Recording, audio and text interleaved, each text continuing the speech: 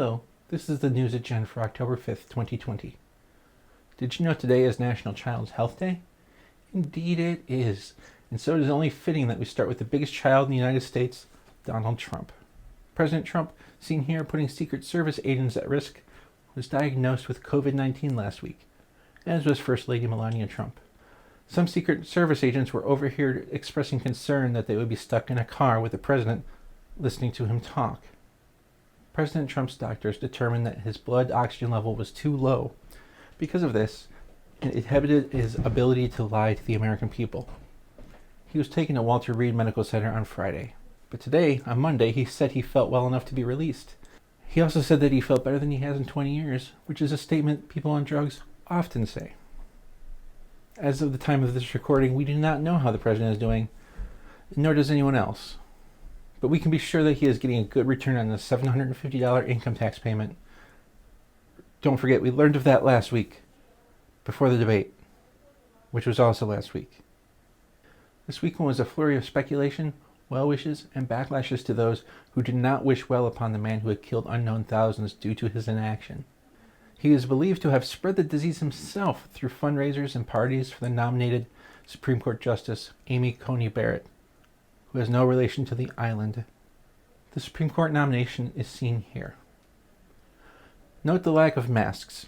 This led some to believe that the audience could not afford them due to the continued economic downturn. Even though the president was believed to have exposed many people, including high-profile individuals shown here, no contact tracing appears to have been done.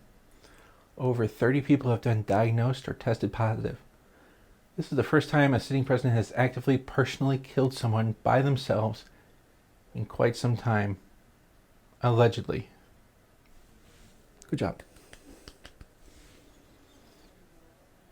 The illness of the president first, and later his actions, especially the drive-by supporters, have raised the specter of the 25th Amendment.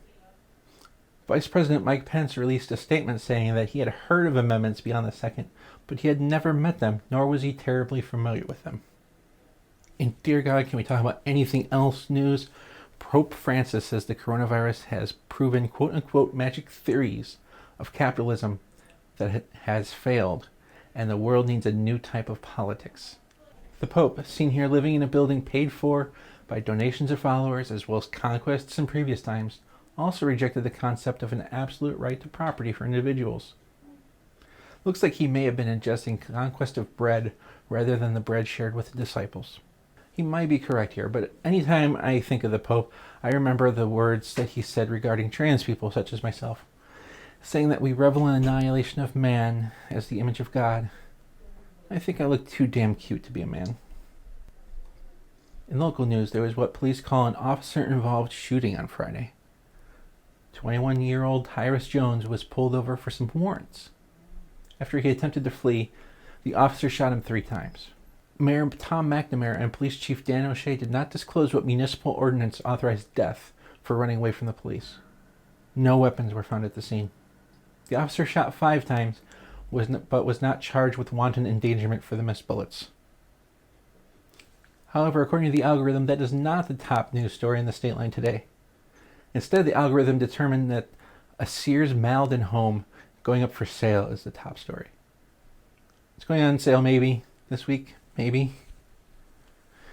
It's unique in that it's a mail-order home from Sears from the late 30s and early 40s. The home is expected not to be shot if it listens to instructions from officers. That's it. That's the news. Nothing else happened. Please remember to like, subscribe. Remember I love you.